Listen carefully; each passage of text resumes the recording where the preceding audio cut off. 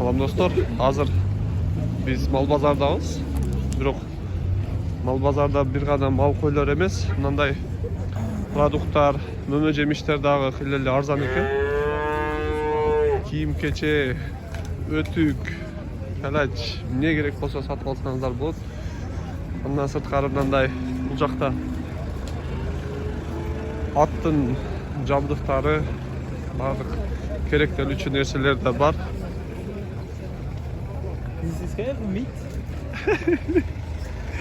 Вот наш друг Владимир начал разговаривать на английском. Это...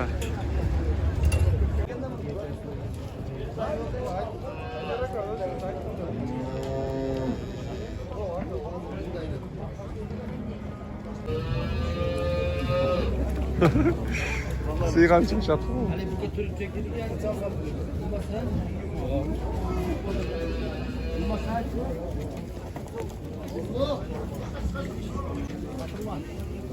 Ha, satılmay qalıptır.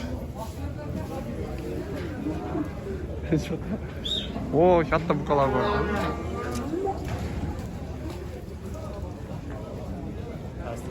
Kaçaya düştü? Qancha aldınız ağa? Yok. Ha, satılmaptır.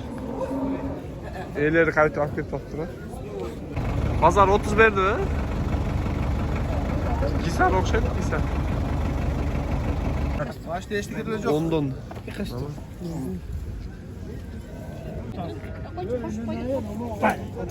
Kaça verirdiniz? Ya 8 milyon.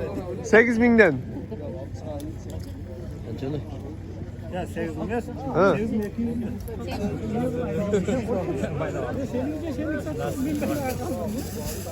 8.300'den düştü o şan nerede lan?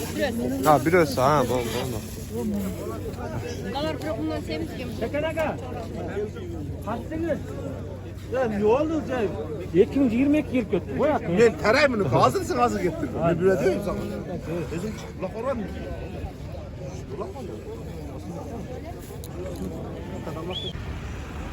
Ya buna BD Press'ler kança bolattır? 400'den. 400'den. Nakalarçı, vağım ben satılata mı şu maşinası benim mi, turuşu benim? Maşinası benim. Kança? 600 maşinası benim. Otelden satılır. Ha 600 yok. O Bağlarçı, bunlar niye samanlı ödüce çöp mü? Kançalar? 300. Olmaz artık.